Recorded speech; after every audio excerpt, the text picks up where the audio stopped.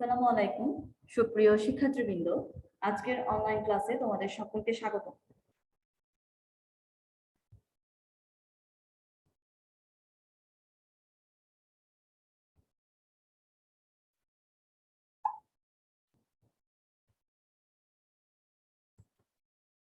আজকে আমরা দ্বিতীয় সাময়িক সামনের পরীক্ষা, ওই পরীক্ষার প্রিপারেশনের জন্য আমরা আমাদের যে অধ্যায়গুলো আমাদের সিলেবাসে আছে সেই অধ্যায়গুলো নিয়ে আজকে আমরা মূলত আলোচনা করব। ঠিক আছে? হ্যাঁ, সুমাইয়া শুনতে পাচ্ছ আমাকে? কেমন আছো? ম্যাডাম কোনো সাজেশন নাই? আসসালামু আলাইকুম। ওয়ালাইকুম সালাম। সাজেশন আজকে ক্লাসটা করো, তাহলে কিছুটা সাজেশন পাবো আর কি।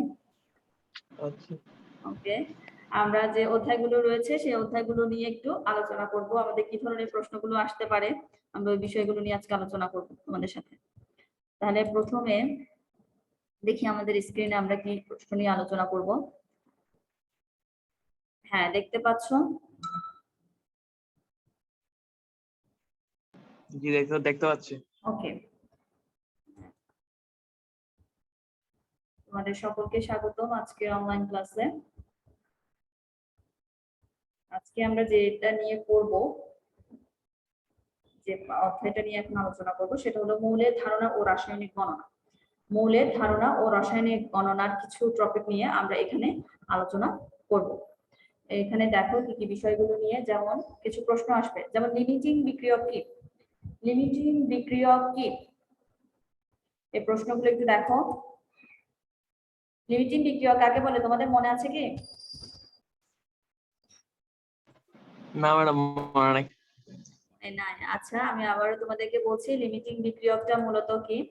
লিমিটিং বিক্রিয়ক হলো সেই সকল বিক্রিয়ক যেগুলো বিক্রিয়া শেষে অবশিষ্ট থাকে না। আমরা জানি বিক্রিয়া করার সময় অনেকগুলো বিক্রিয়ক কি করে, অনেক সময় থেকে থাকে। বিক্রিয়া করার সময় অনেকগুলো বিক্রিয়ক অংশগ্রহণ করে। এই একাধিক বিক্রিয়কের মধ্যে দেখা যায় কি, যে সকল বিক্রিয়ক আর আমরা পাই না, অর্থাৎ বিক্রিয়া শেষে সেগুলো কি হয়ে যায়, পুরোপুরি শেষ হয়ে যায়, সম্পূর্ণ বিক্রিয়ায় অংশগ্রহণ করে ফেলে, অবশিষ্ট কিছু বিক্রিয়ক সেখানে থাকে না, সেই সকল বিক্রিয়ককে আমরা কি বলবো? লিমিটিং বিক্রিয়ক বলবো। ঠিক আছে? তাহলে তোমরা সংজ্ঞাটা একটু লিখে ফেলো। লিমিটিং বিক্রিয়ক কি?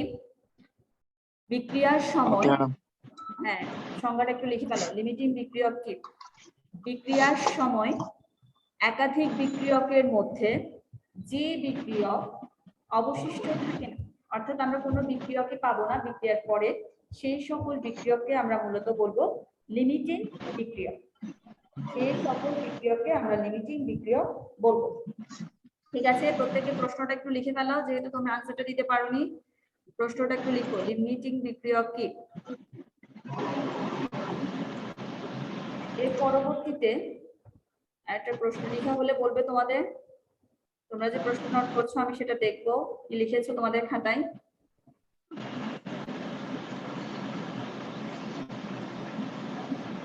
আমি লিখছি। ওকে, গুড। এরপরে আরেকটা প্রশ্ন হলো অ্যানালার গ্রেড পদার্থ কি? অ্যানালার গ্রেড পদার্থ কি, বা অ্যানালার বলতে কি বুঝো? দেখা যায় কি, সবচেয়ে বিশুদ্ধ যে রাসায়নিক পদার্থ, অর্থাৎ বিক্রিয়ায় অংশগ্রহণের জন্য দেখা যায় কি বিশুদ্ধ রাসায়নিক কিছু পদার্থ আছে, একদম যেটা 100% না হলেও প্রায় 99% বিশুদ্ধ হয়, এমন রাসায়নিক পদার্থকে আমরা বলবো অ্যানালার বা অ্যানালার গ্রেড পদার্থ। আমরা অ্যানালার বা অ্যানালার গ্রেড পদার্থ কাকে বলবো? সবচেয়ে বিশুদ্ধ রাসায়নিক পদার্থকে। সবচেয়ে বিশুদ্ধ রাসায়নিক পদার্থকে আমরা অ্যানালার বা অ্যানালার গ্রেড পদার্থ বলবো। এর পরবর্তীতে দেখো একটা প্রশ্ন, অ্যানালার রাসায়নিক পদার্থ সমূহ কত ভাগ বিশুদ্ধ? কত ভাগ বিশুদ্ধ হতে আমরা এদেরকে দেখতে পাই?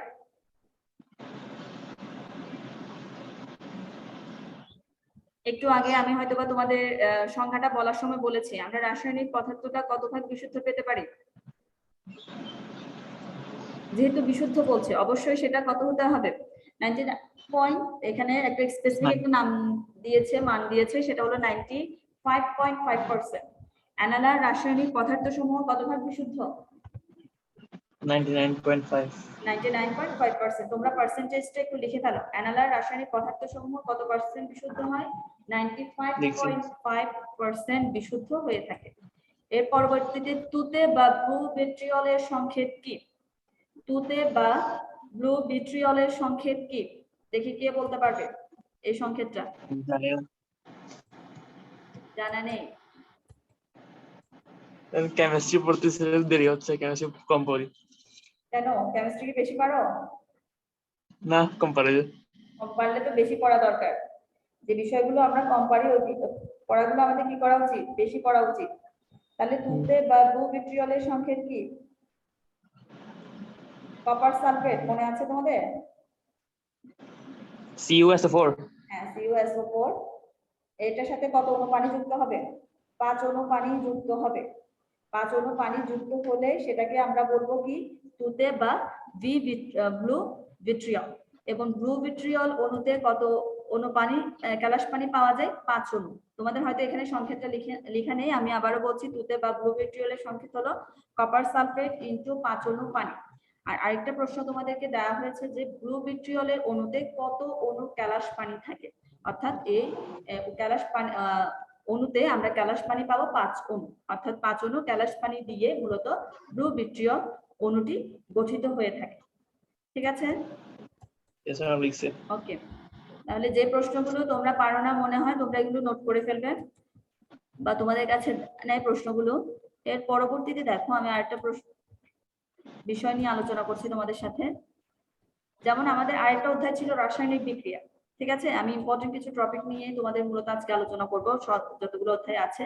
যেমন প্রশমন বিক্রিয়া। প্রশমন বিক্রিয়া বলতে কি বুঝো?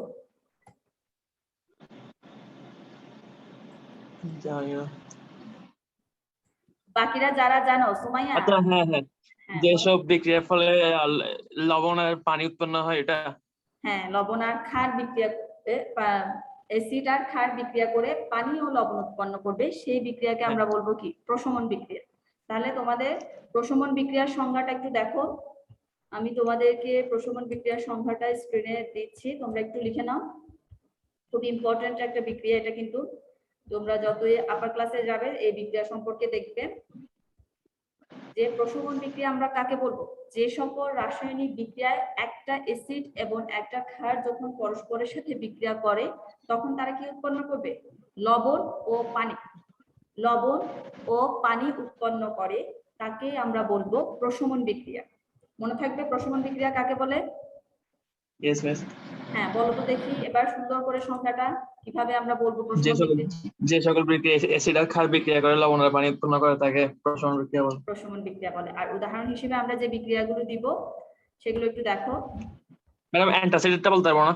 হ্যাঁ, গুড, মনে আছে তো তাহলে অ্যান্টাসিডে। আমাদের যে ক্লাস অ্যান্টাসিড, 8 এ বুঝছিলাম। হ্যাঁ ওকে, পড়েছিল তাহলে তো মনে আছে।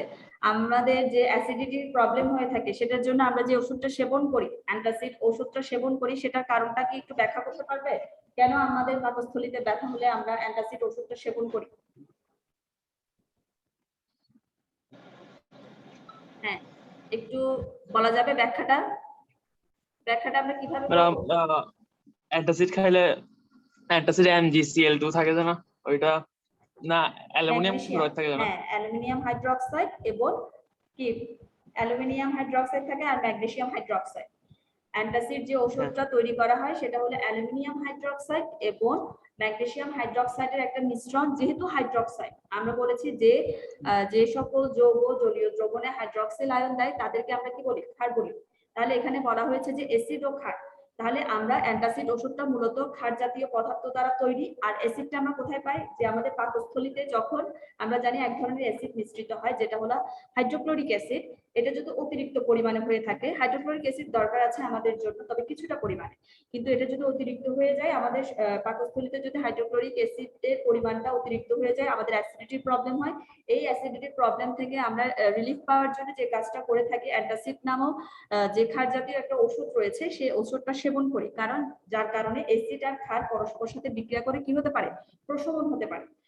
অ্যাসিড ও ক্ষার পরস্পরের সাথে বিক্রিয়া করে কি হতে পারে? প্রশমন বিক্রিয়া সংঘটিত করতে পারে এবং আমরা ওই যে আমাদের অ্যাসিডিটির পরিমাণটা বেড়ে গিয়েছিল সেটা থেকে কিছুটা মুক্তি পেতে পারি। তাহলে প্রশমন বিক্রিয়াটার মূলত কাজ কি? যে রাসায়নিক বিক্রিয়ায় আমরা দেখতে পাবো যে একটা অ্যাসিড ও একটা ক্ষার বিক্রিয়া করবে এবং বিক্রিয়া করে তারা কি করবে? লবণ ও পানি উৎপন্ন করবে, তাদেরকে আমরা প্রশমন বিক্রিয়া বলবো। এর পরবর্তীতে দেখো প্রশমন বিক্রিয়ার উদাহরণ হিসেবে তোমরা এই উদাহরণগুলো দিবে, স্ক্রিনে যে উদাহরণগুলো দেওয়া আছে সেগুলো একটু নোট করে ফেলো। অ্যাসিড হিসেবে তোমরা হাইড্রোক্লোরিক অ্যাসিড, অ্যাসিড হিসেবে কি দিতে পারো? Hydrochloric acid HCl। তারপরে ক্ষার হিসেবে দিতে পারো সোডিয়াম হাইড্রোক্সাইড। তোমরা একটু ক্লোরিন লেখার সময় খেয়াল রাখবে সিটা বড় হাতের, এলটা ছোট হাতের। হাইড্রোক্লোরিক অ্যাসিড অনেক সময় এগুলো ভুল হয়ে থাকে যে কোনটা বড় হাতের ছোট হাতের, আমাদের সবসময় খেয়াল রাখতে হবে প্রথম অক্ষরটা বড় হাতের দিব, পরবর্তী অক্ষরটা দিতে হবে ছোট হাতের। ভুল করে লিখে ফেললে কি নাম্বার কাটবে? নাম্বার হ্যাঁ কাটা তো অবশ্যই দরকার, কারণ এটা তো ঠিক করে লিখতে হবে তোমাদেরকে, যেহেতু রসায়নের মূল ভিত্তিটা হলো বিভিন্ন ধরনের রিঅ্যাকশন। তুমি এটা যদি ভুল করে থাকো তাহলে এক্ষেত্রে নাম্বার কাটার সম্ভাবনা রয়েছে। ঠিক আছে, তাহলে লাস্টটা কি HNO3? এটা কি HNO3? কোথায় লাস্ট HNO3? HNO3? এটা পটাশিয়াম নাইট্রেট, না না, HNO3 পাশে, ডানে ডানে বামে। Sodium hydroxide. হাইড্রোক্লোরিক অ্যাসিডের সাথে সোডিয়াম হাইড্রোক্সাইড, এটা হলো একটা ক্ষার। না এটা না, HNO3 plus KOH, sodium hydroxide. এটা সোডিয়াম ক্লোরাইড NaCl। এর নিচে নিচে পাশে। হ্যাঁ এটা হলো হ্যাঁ, nitric acid, nitric acid HNO3। HNO3 হলো nitric acid. Nitric acid potassium হাইড্রোক্সাইডের সাথে বিক্রিয়া করে পটাশিয়াম নাইট্রেট উৎপন্ন করে, এবং পটাশিয়াম নাইট্রেটের সাথে আমরা কিছুটা পানীয় সেখানে পাবো ওই বিক্রিয়ার ক্ষেত্রে উৎপাদের হিসেবে। ঠিক আছে, তাহলে এখানে আমি যেগুলোই বিক্রিয়া দেওয়া হয়েছে সবগুলোই হলো প্রশমন বিক্রিয়া, অর্থাৎ একটা অ্যাসিড আছে এবং একটি ক্ষার আছে। অ্যাসিড হলো HCl দিতে পারো বা পটাশিয়াম এখানে নাইট্রিক অ্যাসিডটা দিতে পারো, আর ক্ষার হিসেবে সোডিয়াম হাইড্রোক্সাইড বা পটাশিয়াম হাইড্রোক্সাইড দেওয়া যাবে। এবং যে বিক্রিয়কগুলো তুমি বিক্রিয়ায় লিখবে খাতার মধ্যে সেই অনুযায়ী তুমি উৎপাদগুলো, অর্থাৎ এটার সাথে বিক্রিয়া করে, যেমন হাইড্রোক্লোরিক অ্যাসিডের সাথে সোডিয়াম হাইড্রোক্সাইড বিক্রিয়া করে কি উৎপন্ন করবে দেখি বলো, কি উৎপন্ন করতে পারে? হাইড্রোক্লোরিক অ্যাসিডের সাথে সোডিয়াম ক্লোরাইড ও পানি। সোডিয়াম ক্লোরাইড যেটা হলো খাবার লবণ হিসেবে আমরা গ্রহণ করে থাকি, সোডিয়াম ক্লোরাইড ও পানি উৎপন্ন করে। হাইড্রোক্লোরিক অ্যাসিড বিক্রিয়াগুলো একটু খাতায় লিখে ফেলো। HCl, হাইড্রোক্লোরিক অ্যাসিড সোডিয়াম হাইড্রোক্সাইডের সাথে বিক্রিয়া করে sodium chloride NaCl, sodium chloride যেটা খাবার লবণ, এবং তার সাথে পানি উৎপন্ন করে। তাহলে আমরা কি বলতে পারবো না এই যে বিক্রিয়াগুলো দেখছি সেগুলো সবগুলোই কি বিক্রিয়া? কোন ধরনের বিক্রিয়া? প্রশমন বিক্রিয়া, অর্থাৎ একটা অ্যাসিড এবং একটা ক্ষার পরস্পরের সাথে বিক্রিয়া করে যে লবণ ও পানি উৎপন্ন করবে সেই বিক্রিয়াগুলোকে আমরা মূলত বলবো প্রশমন বিক্রিয়া। এর পরবর্তীতে দেখো, সংখ্যাটা তো তোমরা আশা করি সকলে লিখেছো, আমি কিন্তু ক্লাস শেষে তোমাদের নোটগুলো দেখবো। তাহলে তোমাদেরকে যদি ছবি আকারে সেটা দেখাতে বলে যে সোডিয়াম হাইড্রোক্সাইড, ঠিক আছে, এটা একটা ক্ষার বললাম, এটার আরেকটা নাম হলো caustic soda. Caustic soda, sodium হাইড্রোক্সাইডের আরেক নাম কি? Caustic soda. Caustic soda. Caustic soda যখন হাইড্রোক্লোরিক অ্যাসিড HCl এর সাথে বিক্রিয়া করবে তখন সে উৎপন্ন করবে একটি লবণ উৎপন্ন করবে। লবণ হিসেবে আমরা পাবো কি? Sodium chloride. সোডিয়ামের সাথে ক্লোরিনটা যুক্ত হয়ে, ক্লোরাইড আয়নটা যুক্ত হয়ে সোডিয়াম ক্লোরাইড উৎপন্ন করবে এবং সেখানে পানীয় উৎপাদ হিসেবে আমরা পাবো। অর্থাৎ কস্টিক সোডার সাথে যখন হাইড্রোক্লোরিক অ্যাসিড পরস্পর বিক্রিয়া করবে তখন বিক্রিয়া করে সোডিয়াম ক্লোরাইড উৎপন্ন করবে। উৎপাদটা কি? উৎপাদ হলো যে বিক্রিয়াগুলো, মানে ওই বিক্রিয়ার ফলে যে পদার্থগুলো উৎপন্ন হয় তাকে উৎপাদ বলে। হ্যাঁ, এভাবে কোনো কোয়েশ্চেন যদি তোমাদের জানা থাকে আমাকে সঙ্গে সঙ্গে জিজ্ঞাসা করবে। আমি আবারও বলছি তোমাদেরকে উৎপাদ কোনগুলোকে বলবো। একটা বিক্রিয়ায় যখন অনেকগুলো বিক্রিয়ক অংশগ্রহণ করে তারা পরস্পরের সাথে বিক্রিয়া করে কি উৎপন্ন করে? উৎপাদ উৎপন্ন করে। যেমন এখানে এই বিক্রিয়ার ক্ষেত্রে আমরা দেখতে পাচ্ছি কস্টিক সোডা এবং হাইড্রোক্লোরিক অ্যাসিড এই দুইটা হলো বিক্রিয়ক। সোডিয়াম হাইড্রোক্সাইড অর্থাৎ কস্টিক সোডা এবং হাইড্রোক্লোরিক এরা হলো বিক্রিয়ক, এবং এরা পরস্পরের সাথে বিক্রিয়া করে যে নতুন একটা ভিন্নধর্মী পদার্থ তৈরি করবে সেটা হবে সোডিয়াম ক্লোরাইড এবং পানি। এই দুইটা হলো উৎপাদ, অর্থাৎ বিক্রিয়ার ফলে যে পদার্থগুলো উৎপন্ন হবে সেগুলোই হলো উৎপাদ। এগুলো আমরা উপস্থাপন করে থাকি সমীকরণের ডান পাশে। উৎপাদগুলো থাকে ডান পাশে আর বিক্রিয়কগুলো থাকে বাম পাশে। এভাবে করে একটা রাসায়নিক বিক্রিয়া আমরা উপস্থাপন করে থাকি। এরপরে আরেকটা এখানে প্রশ্ন দেখতে পাচ্ছি, একটা বিক্রিয়কের মাধ্যমে আমরা এখন দর্শক আয়ন বোঝার চেষ্টা করব। দর্শক আয়নটা কি? দর্শক আয়নটা কি? দর্শক আয়ন যারা হলো বিক্রিয়ায় অংশগ্রহণ করে না, বিক্রিয়ায় অংশগ্রহণ করে না কিন্তু কি করবে তারা? প্রভাবক। গ্রহক হিসেবে কাজ করবে। তারা তেমন কোনো কাজ না দিলেও কিন্তু তারা এখানে বিক্রিয়ায় থাকবে, থেকে তারা পরিদর্শন করবে। পরিদর্শনের কাজ যেমন দর্শক হিসেবে থাকে, সেই ক্ষেত্রে দর্শকায়নের কাজ হবে তারা বিক্রিয়ায় থাকবে, তবে তাদের কোনো ভূমিকা আমরা ওখানে পাবো না। এই ধরনের বিক্রিয়ককে আমরা মূলত বলবো দর্শক আয়ন। যেমন এখানে দেখো একটা বিক্রিয়া দেখতে পাচ্ছ, এখানে আমরা একটা কি দেখতে এটা কি পাচ্ছি? আবার হ্যাঁ, HgCl হ্যাঁ, মার্কারি ক্লোরাইড। এটা হলো মার্কারি ক্লোরাইড, HgCl2। এটা হলো মার্কারি ক্লোরাইড। মার্কারি ক্লোরাইড কার সাথে বিক্রিয়া করে? স্ট্যানিয়াম, SN। দেখতে পাচ্ছ? তোমরা একটু বিক্রিয়াগুলো একটু লিখে নাও। হ্যাঁ লিখছি। হ্যাঁ, এগুলোর সাথে বিক্রিয়া করে কি উৎপন্ন করবে? Mercury chloride. বিক্রিয়ক গুলো পরস্পরের সাথে বিক্রিয়া করে যেটা উৎপন্ন করবে সেটা হলো মার্কারি ক্লোরাইড, HgCl। দেখতে পেয়েছো? HgCl। এরপরে তার সাথে কি উৎপন্ন করবে? স্ট্যানিয়াম ক্লোরাইড, স্ট্যানিয়াম টেট্রাক্লোরাইড। যেহেতু 4 আছে, স্ট্যানিয়াম টেট্রাক্লোরাইড উৎপন্ন করবে। অর্থাৎ এখানে মার্কারি ক্লোরাইড স্ট্যানিয়াম ক্লোরাইডের সাথে বিক্রিয়া করে উৎপন্ন করবে মার্কারি ক্লোরাইড প্লাস স্ট্যানিয়াম টেট্রাক্লোরাইড। ঠিক আছে? ওকে, তাহলে টেট্রাক্লোরাইড। হ্যাঁ, টেট্রাক্লোরাইড। সেপ্টাক্লোরাইড বলছি না? টেট্রা 4 আছে না? Tetra, tetra. আচ্ছা, উচ্চারণটা শুনতে পেরেছো? হয়তো বা অনেক সময় অনলাইন সাউন্ডটা অন্য ধরনের আসতে পারে। টেট্রা ট দিয়ে উচ্চারণটা, SnCl4 টেট্রাক্লোরাইড, স্ট্যানিয়াম টেট্রাক্লোরাইড। তাহলে এখানে দর্শক আয়ন কে? ক্লোরিন। কারণ এখানে তেমন কোনো আমরা দর্শক আয়ন হিসেবে কাকে পাচ্ছি? ক্লোরিনকে পাচ্ছি। অর্থাৎ এখানে কি হিসেবে আছে? দর্শক আয়ন হিসেবে আমরা এখানে ক্লোরিনের ভূমিকা দেখতে পাবো।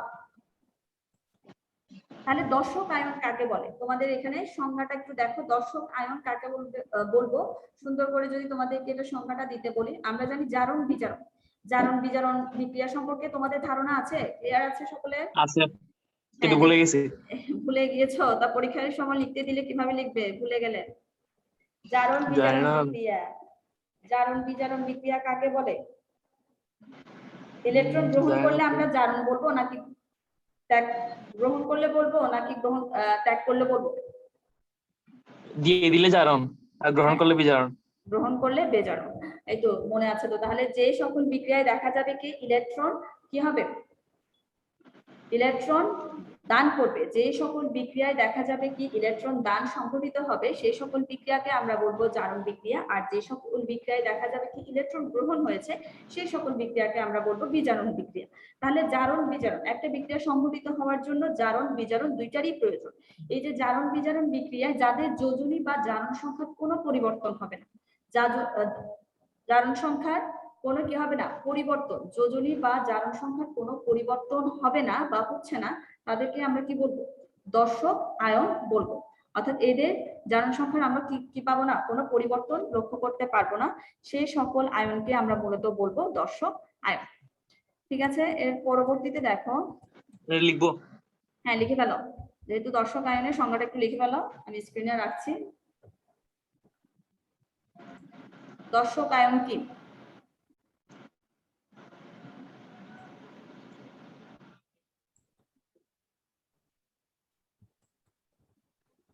লেখা হলে আমাকে বলবে দর্শক আয়ন কাকে বলে। লিখছি। ওকে, গুড। এর পরবর্তীতে দেখো, পলিমারকরণ বিক্রিয়া কি? পলিমারকরণ বিক্রিয়া কি?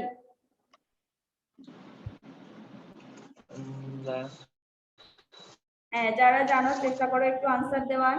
পলিমারকরণ বিক্রিয়া কি? আমরা রাসায়নিক বিক্রিয়া অনেকগুলো বিক্রিয়া সম্পর্কে জেনেছিলাম, তার মধ্যে একটা ছিল পলিমারকরণ বিক্রিয়া। যে আমাদের পলিথিন তৈরি হওয়ার যে প্রসেস, সেটা কোন বিক্রিয়ার মাধ্যমে আমরা পেয়ে থাকি? পলিথিন, আমরা যে পলি ব্যাগে পলিথিনটা ব্যবহার করি, সেটা যে প্রসেসের মাধ্যমে তৈরি হয়ে থাকে, সেটা হলো পলিমারকরণ বিক্রিয়া।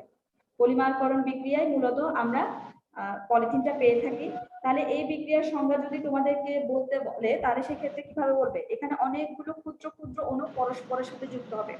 অনেকগুলো ক্ষুদ্র ক্ষুদ্র অণু পরস্পরের সাথে যুক্ত হয়ে যখন একটা বড় আকারের অণু গঠন করবে, সেই বিক্রিয়াকে আমরা বলবো পলিমারকরণ বিক্রিয়া। যেমন পলিমারকরণ বিক্রিয়ার উদাহরণ, সবচেয়ে একটা স্ট্যান্ডার্ড একটা উদাহরণ হলো ইথিলিন। ইথিলিন থেকে পলিথিন তৈরি। ইথিলিন থেকে পলিথিন তৈরির যে প্রক্রিয়া সেটা হলো পলিমারকরণ বিক্রিয়া। তাহলে এই বিক্রিয়াটা আগে সংজ্ঞাটা একটু লিখো, এরপরে আমি তোমাদেরকে বিক্রিয়াটা বলবো। তাহলে পলিমারকরণ বিক্রিয়া কি? যে বিক্রিয়ায় অসংখ্য মনোমার, অর্থাৎ যে ক্ষুদ্র ক্ষুদ্র অণুগুলো বিক্রিয়ায় অংশগ্রহণ করবে তাদেরকে বলা হয় মনোমার। এই মনোমার গুলো থেকে যখন পলিমার উৎপন্ন হয় তখন তাকে বলা হয় পলিমারকরণ বিক্রিয়া। তাকেই আমরা কি বলবো? পলিমারকরণ বিক্রিয়া বলবো। মনোমার থেকে পলিমার উৎপন্ন হওয়ার প্রক্রিয়াকে পলিমারকরণ বিক্রিয়া বলা হয়। সংজ্ঞাটা একটু লিখে ফেলো, এরপর আমি তোমাদেরকে একটু উদাহরণ বলবো পলিমারকরণ বিক্রিয়ার উদাহরণ। ইথিলিন, আমরা জানি ethylene CH2 double bond CH2। ইথিলিনকে আমরা প্রকাশ করি কি দ্বারা? CH2 ডাবল বন্ড CH2, এবং এটাকে হোল অ্যান দ্বারা প্রকাশ করা হয়, কারণ এই অণুগুলো হলো অসংখ্য। এগুলোকে আমরা কি করতে পারবো না? সংখ্যায়িত করতে পারবো না, অর্থাৎ এদেরকে হোল অ্যান দ্বারা প্রকাশ করব। যেহেতু এগুলো অসংখ্য সে কারণে ইথিলিনকে আমরা হোল অ্যান দ্বারা প্রকাশ করব, এবং এই বিক্রিয়াটা সংঘটিত হওয়ার জন্য সেখানে উচ্চ চাপ উচ্চ তাপের প্রয়োজন। উচ্চ চাপ বলতে আমরা এখানে 200, পলিথিন তৈরির জন্য যে তাপমাত্রাটা প্রয়োজন সেটা হলো 200 ডিগ্রি সেলসিয়াস। কত বললাম? 200 ডিগ্রি সেলসিয়াস তাপমাত্রার প্রয়োজন। আর চাপের প্রয়োজন 1200, যেহেতু উচ্চ চাপ 1200 অ্যাটমসফিয়ার চাপের প্রয়োজন হয়। 200 ডিগ্রি সেলসিয়াস তাপমাত্রা এবং 1200 অ্যাটমসফিয়ার তাপ সেখানে দেওয়া হবে, এবং প্রভাবক হিসেবে আমরা দিব অক্সিজেন। প্রভাবক হিসেবে বায়ুর অক্সিজেনটা যখন দেওয়া হবে তারা ইথিলিনের সাথে বিক্রিয়া করে যেটা উৎপন্ন করবে ভেঙে, সেটা হবে পলিথিন। কি উৎপন্ন করবে? ইথিলিন উচ্চ তাপ ও উচ্চ চাপের প্রভাবে অক্সিজেন প্রভাবকের উপস্থিতিতে পলিথিন উৎপন্ন করে, এবং পলিথিনের সংকেতটা হলো bond CH2 bond CH2। Bond single bond দিতে হবে, এক্ষেত্রে সিঙ্গেল বন্ড দিয়ে CH2 দিব, আবারও একটা সিঙ্গেল বন্ড দিয়ে CH2, আবারও বন্ড, কারণ এটা অসংখ্য সে কারণে আমরা হোল অ্যান দ্বারা এটাকে প্রকাশ করব। হোল অ্যান দ্বারা একে প্রকাশ করা হবে। অনেক সময় যখন আমরা অসংখ্য কোনো কিছু প্রকাশ করতে যাব তখন সেক্ষেত্রে আমরা অ্যানটা ব্যবহার করব। ঠিক আছে? তাহলে পলিথিনের যে প্রক্রিয়া পলিমারকরণ বিক্রিয়া সেটা কি তোমরা এখন বলতে পারবে? ম্যাডাম কি বলবো? পলিমারকরণ বিক্রিয়া কি? যে সকল বিক্রিয়ায় অসংখ্য ছোট ছোট অণু পরস্পরের সাথে যুক্ত হয়ে একটা বড় অণু গঠন করে তাকে পলিমারকরণ বিক্রিয়া। উদাহরণ বলো একটা, আমি যে উদাহরণ একটা পলিথিন। ইথিলিন থেকে পলিথিন উৎপন্ন হয় এটা। হ্যাঁ, ইথিলিন থেকে পলিথিন উৎপন্ন হয়। এখানে তাপমাত্রা কতটুকু দিতে হবে এটা একটু জানতে হবে।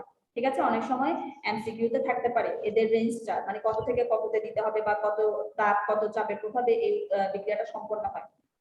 আমরা তাপমাত্রা কত দিব আর চাপটা কত লাগবে?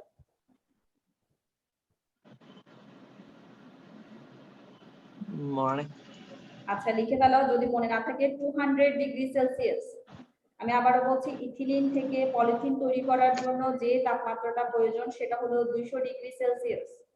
200 ডিগ্রি সেলসিয়াস তাপমাত্রা এবং 1200 অ্যাটমসফিয়ার চাপ। 1200 অ্যাটমসফিয়ার 1200 অ্যাটমসফিয়ার চাপের প্রয়োজন, এবং প্রভাবক হিসেবে আমরা সেখানে অক্সিজেন দিব, বায়ুর অক্সিজেন। তখন ইথিলিন বিক্রিয়া করবে এই উচ্চ তাপ উচ্চ চাপ প্রভাবকের উপস্থিতিতে। ইথিলিন থেকে আমরা মনোমার, ইথিলিন থেকে আমরা পলিমার পলিথিনটা উৎপন্ন হবে। ঠিক আছে? এর পরবর্তীতে আমরা আরেকটা বিক্রিয়া সম্পর্কে আলোচনা করব। মরিচার সংকেত কি? মরিচার সংকেত এটা কিন্তু একদম ফেরাম অক্সাইড না? হ্যাঁ, ফেরিক অক্সাইড। ফেরাস অক্সাইড না, ফেরিক অক্সাইড। Fe2O3। না পারলে লিখে নাও মরিচার রাসায়নিক সংকেত Fe2O3 ইনটু N অণু পানি। হ্যাঁ লিখেছো মরিচার সংকেতটা? মরিচার সংকেত আমি আবার হ্যাঁ বলো তো দেখি মরিচার সংকেত কি লিখেছো? Fe2O3 এবং এর সাথে N অণু পানি যুক্ত করতে হবে ইনটু N অণু পানি NH2O। হয়েছে? তাহলে এই যে বিক্রিয়াটা হলো মরিচা উৎপন্ন হয় সেটা কিভাবে হয়ে থাকে? এটাও কিন্তু লোহার মরিচায় পড়া। এটা কোন ধরনের বিক্রিয়ার মধ্যে পড়ছে? সেটা কি রাসায়নিক বিক্রিয়া নাকি ভৌত? কি কি মনে হয় তোমাদের, এটা কি রাসায়নিক বিক্রিয়া নাকি ভৌত বিক্রিয়া? রাসায়নিক। রাসায়নিক, কারণ কি আমরা যখন এক টুকরা লোহাকে কারণ বাইরে, এটা হ্যাঁ স্থায়ী বলতে পারো, পরিবর্তন। হ্যাঁ পরিবর্তন হচ্ছে। হ্যাঁ, একটা লোহাকে যখন আমরা বাইরে ফেলে রাখবো কিছুদিন, দেখা যাবে কি সেটা বাতাসের অক্সিজেনের সাথে এবং জলীয় বাষ্পের সাথে বিক্রিয়া করে তার উপরে একটা আস্তরণ করে লালচে রঙের, এবং যেটাকে আমরা বলে থাকি মরিচা, এবং যেটার সংকেত হলো ফেরিক অক্সাইড Fe2O3 অ্যানোনো পানি, সেটাই হলো মূলত মরিচার সংকেত। এর পরবর্তীতে দেখো গ্লুকোজের রাসায়নিক সংকেত কি? গ্লুকোজের রাসায়নিক সংকেত, গ্লুকোজ আমাদের যে শ্বসন প্রক্রিয়াটা হয়ে থাকে সেখানে মূলত গ্লুকোজটা প্রয়োজন হয়। গ্লুকোজ অণুটা অক্সিজেন, আমরা যে অক্সিজেনটা গ্রহণ করে থাকি বায়ু থেকে, সেই অক্সিজেনের সাথে বিক্রিয়া করে আমাদের শ্বসন প্রক্রিয়াটাকে ত্বরান্বিত করে, সেটা হলো গ্লুকোজ। গ্লুকোজের সংকেত হলো C6H12O6, এগুলো একটু লিখে ফেলো। গ্লুকোজের সংকেত হলো C6H12O6, ঠিক আছে? লিখছি ম্যাডাম। ওকে, এর পরবর্তীতে একটা প্রশ্ন দেখতে পাচ্ছি স্ক্রিনে, কি লেখা আছে? অ্যান্টাসিড কোন ধর্মী? আমি ইতিমধ্যে হয়তো এই প্রশ্নটা নিয়ে আলোচনা হয়েছে। ক্ষারধর্মী। ক্ষারধর্মী, ওকে গুড। ক্ষার। ক্ষারধর্মী। জ্বালানির দহনে কি কি উৎপন্ন হয়? যখন তুমি একটা বিক্রিয়া করার জন্য দহনের প্রয়োজন হবে, যে কোনো একটা বিক্রিয়াগুলোকে পোড়ানো হবে, সেক্ষেত্রে কি কি উৎপন্ন হতে পারে জ্বালানির দহনে? Carbon die oxide.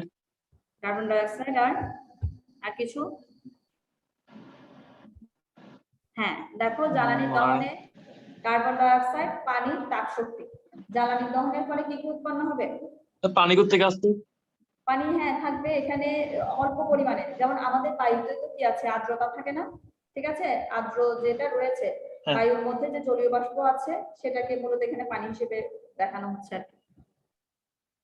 জ্বালানির ফলে কার্বন ডাই অক্সাইড উৎপন্ন হবে, পানি উৎপন্ন হবে, তাপ শক্তি উৎপন্ন হবে। তুমি দেখো খেয়াল করে, যেমন আমরা রান্না বান্না করি, ঠিক আছে? রান্না বান্নার ওখানে ক্ষেত্রে যখন হাঁড়িতে রান্না করা হয়, একটা ঢাকনা দিয়ে যখন ঢেকে দেওয়া হয়, ওখান থেকে পানি জলীয় বাষ্প হিসেবে থাকে না?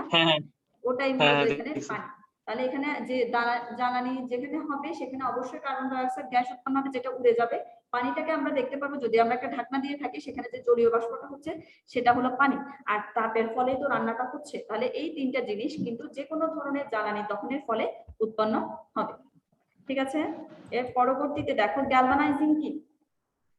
গ্যালভানাইজিং কি?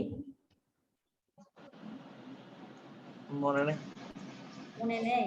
গ্যালভানাইজিং পরীক্ষা কিন্তু আর বেশি দিন নেই, এই যে কয়েকদিনই আছে, একটু ভালো করে পড়বে। গ্যালভানাইজিং, একটা ধাতুর উপর যে আরেকটা ধাতুর প্রলেপ দেওয়া হয়, সেটাকে বলা হয় মূলত কি? গ্যালভানাইজিং। একটা ধাতুর উপর যখন আমরা আরেকটা ধাতুর প্রলেপ দিয়ে থাকি, আচ্ছা সেটাকে ম্যাডাম, কোন কোন অধ্যায় ভালো করে পড়বো একটু বলেন না? কোন কোন অধ্যায় ভালো করে পড়বা? অধ্যায় 2, হ্যাঁ তারপর পদার্থের অবস্থা ভালো করে পড়বো। ওখান থেকে যে আমি বলতে যাচ্ছি, সেখানে যে ব্যাপনের হার, ঠিক আছে, কোনটা ব্যাপনের হার বেশি, কোনটা ব্যাপনের হার কম, এই বিষয়গুলো একটু দেখবে। তারপরে এখান থেকে বোরের যে মডেলটা আছে, বোর পরমাণু মডেল, বোর আর রাদারফোর্ড, এই দুইটা মডেল একটু ভালো করে দেখবে। বোর রাদারফোর্ডের পরমাণু মডেল, সাফল্য, সীমাবদ্ধতা, চিত্র সহ চেষ্টা করবে একটু চিত্র সহ ব্যাখ্যাগুলো দেওয়ার জন্য। এর পরবর্তীতে আরো কিছু কোয়েশ্চেন, যেমন ওই তোমাদের কি স্থূল সংকেত, আণবিক সংকেত মনে আছে? একটা অধ্যায় আছে মৌলের রাসায়নিক ধারণা, ওই অধ্যায় থেকে যে বিভিন্ন গাণিতিক সমস্যা রয়েছে, যে শতকরা সংযুক্তি থেকে স্থূল সংকেত কিভাবে বের করবে, আণবিক সংকেত কিভাবে বের করবে, ওগুলো একটু দেখবে ভালো করে। তারপরে আরেকটা বিষয় তোমাদেরকে পড়িয়েছিলাম, জারণ সংখ্যা নির্ণয়। জারণ সংখ্যা, জারণ সংখ্যা নির্ণয় যে কোনো মৌলের, এগুলো একটু ভালো করে পড়বে। তারপর তেজস্ক্রিয় আইসোটোপ, তেজস্ক্রিয় আইসোটোপের ব্যবহার, মানে আমরা কোন কোন ক্ষেত্রে তেজস্ক্রিয় আইসোটোপ গুলো ব্যবহার করে থাকি সেগুলো। এরপরে আর কি আছে দেখি, কোন কোন অধ্যায়, এগুলো একটু মূলত ভালো করে পড়লে আশা করি তোমরা পরীক্ষার উত্তর পাবে। তারপরে কণার গতি তথ্য, খুব ইম্পর্টেন্ট একটা প্রশ্ন, দ্বিতীয় অধ্যায়ে কণার গতি তথ্য। হ্যাঁ, কণার দ্বিতীয় গতি তথ্যটা একটু পড়বে। তারপরে ব্যাপন, নিঃসরণ, এগুলোর সংজ্ঞাগুলো জানবা, এগুলোর পার্থক্যগুলো কি। এরপরে ব্যাপনের হার কোনটাতে বেশি কোনটাতে কম। আচ্ছা, এটার উত্তরকে একটু বলতে পারবে, আমরা কিভাবে নির্ধারণ করি ব্যাপনের হারটা? ম্যাডাম, কোন আণবিক ভরের উপর, যার কম তার আণবিক তার বেশি। ব্যাপনের হার বেশি, আর যার বেশি মানে আণবিক ভর তার কম। কম, ওকে গুড। তাহলে বলতে পেরেছো যে আণবিক ভর, এবং তোমরা শুধু সংক্ষেপে লিখে দিলে হবে না, তোমাদের আণবিক ভরটা কি করবে তোমরা সুন্দর করে, যেমন হাইড্রোজেন হোক বা কার্বন ডাই অক্সাইড হোক, আণবিক ভরটা দেখিয়ে দিবে সুন্দর করে। তোমাদের সমীকরণ সহকারে আণবিক ভরটা দেখিয়ে দিবে, এত এত হয়ে প্লাসটা হিসাবটা দেখো। অনেকে এমনি শুধু লিখে দেয়, এমনি লিখে দিলে হবে না, এখানে তোমরা হিসাবটা দেখাবে। হিসাবটা দেখানোর পর দেখা যাবে কি যেটা আণবিক ভর কম হবে সেটা ব্যাপনের হার বেশি হবে, আর যেটা বেশি হবে সেটা ব্যাপনের হার কম হবে। এভাবে করে তোমরা উল্লেখটা করবে, ঠিক আছে? এর পরবর্তীতে যে বিভিন্ন তথ্য আছে, অষ্টক তথ্য, দ্বিতীয় তথ্য, মনে আছে? অষ্টক তথ্য, দ্বিতীয় তথ্য, পর্যায় সারণী হ্যাঁ হ্যাঁ থেকে, মনে আছে। হ্যাঁ ওই তথ্যগুলো হ্যাঁ একটু দেখবে। তারপরে যেমন মিথ্যার ধাতু, এরপরে আরো আছে কি কি, মিথ্যার ধাতু, ক্ষার ধাতু, মুদ্রা ধাতু, এগুলোর সংজ্ঞাগুলো একটু ভালো করে দেখবা। আচ্ছা। ওকে, এর পরবর্তীতে তারপরে বিভিন্ন অবস্থান, পর্যায় সারণীতে বিভিন্ন তোমাদের কিছু মৌল হয়তো বা দেওয়া থাকবে, পর্যায় সারণীতে যেমন বিভিন্ন মৌল দেওয়া থাকে ওরকম বিভিন্ন মৌল দেওয়া থাকবে, সেখান থেকে বলবে যে ওই মৌলটা আইডেন্টিফাই করো, আইডেন্টিফাই করে এটার অবস্থানটা, পর্যায় সারণীতে এর অবস্থান। কোন একটা মৌলের অবস্থান পর্যায় সারণীতে ব্যাখ্যা করতে পারো? মৌলের অবস্থান না। আমি এর আগে বিগত ক্লাসগুলোতে ছিল না, আমি কিন্তু এই অধ্যায়গুলোর মোটামুটি যারাই ক্লাস করেছে এরা কিন্তু বলতে পারবে যে পর্যায় ইলেকট্রন বিন্যাসের গ্রুপ সংখ্যা কত, মানে পর্যায় সংখ্যা কত। যেমন আমি তোমাকে একটু উদাহরণের সাহায্যে বলছি, যেমন ম্যাগনেসিয়াম, একটু ভালো করে নিয়মটা খেয়াল করো যেন তুমি আর পরবর্তীতে বলতে না হয় যে আমি পারবো না, আমি পারবো সেই কথাটা বলতে পারবে। ম্যাগনেসিয়ামের পারমাণবিক সংখ্যা জানো? ম্যাগনেসিয়াম 12। ম্যাগনেসিয়াম ম্যাগনেসিয়ামের পারমাণবিক গুনতে সংখ্যা হবে। হলো 12। হ্যাঁ, এটার ইলেকট্রন বিন্যাসটা করবে এভাবে, একটু লিখে ফেলো ইলেকট্রন বিন্যাসটা। ম্যাগনেসিয়ামের ইলেকট্রন বিন্যাস 1s2 2s2 2s2 2p6 2p6 3s2 3s2। তাহলে আমরা দেখতে পাবো যে এটা যেহেতু 3s2 তে আছে, সর্বশেষ শক্তি স্তরটা যে কক্ষপথে আছে সেই অনুযায়ী আমরা এর পর্যায় সংখ্যা নির্ণয় করব। যেহেতু দেখা যাচ্ছে কি এখানে কয়টা পর্যায়, 1s2 একটা শক্তি স্তর হবে, 2s2 2p6 আরেকটা শক্তি স্তর, 3s2 আরেকটা শক্তি স্তর, অর্থাৎ 3 নাম্বার যে তিনটে স্তরে একে ভাগ করা হয়েছে, তাহলে আমরা বলতে পারবো এর পর্যায় সংখ্যা হলো 3। আর দেখতে পাচ্ছি গ্রুপ সংখ্যা নির্ণয়ের জন্য যেটা করতে হবে, সর্বশেষ শক্তি স্তর যেটা বলেছিলাম 3s2, এখানে উপরে কত দেওয়া আছে 3s2 না, তাহলে গ্রুপ সংখ্যা নির্ণয় করা হবে ওই সর্বশেষ শক্তি স্তরের যে ইলেকট্রন সংখ্যা সেটার উপরে, অর্থাৎ 2 হবে ম্যাগনেসিয়ামের গ্রুপ সংখ্যা। ঠিক আছে, শুধু এখানে s আছে বলে শুধুমাত্র 2 হয়েছে, এখানে যদি p ও থাকতো সঙ্গে, যদি আরেকটা মোলের s এবং p দুইটাই থাকে, সেক্ষেত্রে s p দুইটাই যোগ করবো। ধরো 2 এর সাথে 3 আছে, 3টাও যোগ করবো, p এর ওটা যোগ করার পর 10 দিয়ে যোগ করতে হবে আবার। এটা হলো 2 এর একটা নিয়ম, যে সর্বশেষ শক্তি স্তরটা যদি দুইটা স্তরে থাকে, s p দুইটা শক্তি স্তরে থাকে, তাহলে এটা যোগ করে এটার সাথে আরো 10 যোগ করে আমরা কিন্তু গ্রুপ সংখ্যাটা নির্ণয় করে থাকি। তাহলে মূলত এই যে বিষয়গুলো রয়েছে, ইলেকট্রন বিন্যাস থেকে কিভাবে পর্যায় সারণীতে মোলের অবস্থান নির্ণয় করবে, এগুলো একটু দেখবে ভালো করে। তার পরবর্তীতে যেমন বন্ধন, বিভিন্ন ধরনের আয়নিক বন্ধন, সমযোজী বন্ধন, আয়নিক বন্ধন সমযোজী বন্ধনগুলোর ব্যাখ্যা, যেমন তড়িৎ ঋণাত্মকতা, বিভিন্ন বৈশিষ্ট্য রয়েছে, এই বৈশিষ্ট্যগুলো একটু ভালো করে দেখবেন। আচ্ছা, ঠিক আছে, এরপরে আমরা যে কি জানো আণবিক ভর বের করতে পারো, যেমন ক্যালসিয়াম কার্বনেটের আণবিক ভরটা বের বলতে পারবে? ক্যালসিয়াম কার্বনেট, একটু দেখতে হবে বইয়ে, তার মনে নেই। আচ্ছা একটু লিখে ফেলো ক্যালসিয়াম কার্বনেটের আণবিক ভর, এরকম আরো বিভিন্ন মৌলের হতে পারে আণবিক ভর গুলো।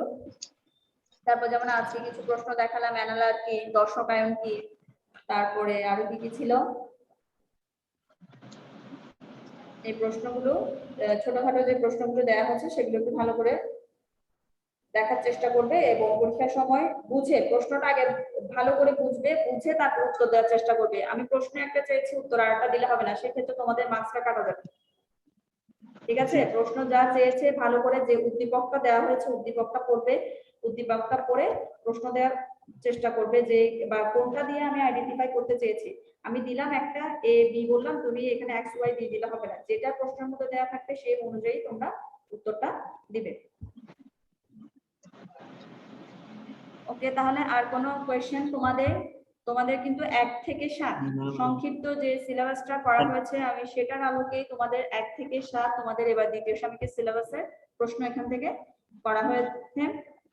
এখানে এগুলো ভালো করে পড়বে। আজকে যে ইম্পর্টেন্ট টপিক গুলোর কথা বললাম সেই টপিক গুলো একটু বেশি করে পড়বে, সবগুলো পড়তে হবে মোটামুটি, এগুলো একটু বেশি করে পড়বে যাতে তোমরা প্রশ্নের উত্তরগুলো ভালো করে যথাযথভাবে দিতে পারো। আচ্ছা ওকে, তাহলে তোমরা যে নোটটা করেছো আমাকে একটু দেখাও তো, ভিডিওটা অন করে কি লিখেছো দেখি। ছবি দিলে হবে না? ছবি? আচ্ছা ছবি কেন, ভিডিওটা অন করা যাবে না? না ম্যাডাম। আচ্ছা ছবিটা দাও, ভিডিও অন করে দেখালে তো ছবি হচ্ছে, তোমার ফেস না দেখালে খাতায় কি লিখছো খাতাটা দেখালে হবে আমাকে। আচ্ছা খাতা দেখাচ্ছি শুধু। আচ্ছা খাতা দেখাও।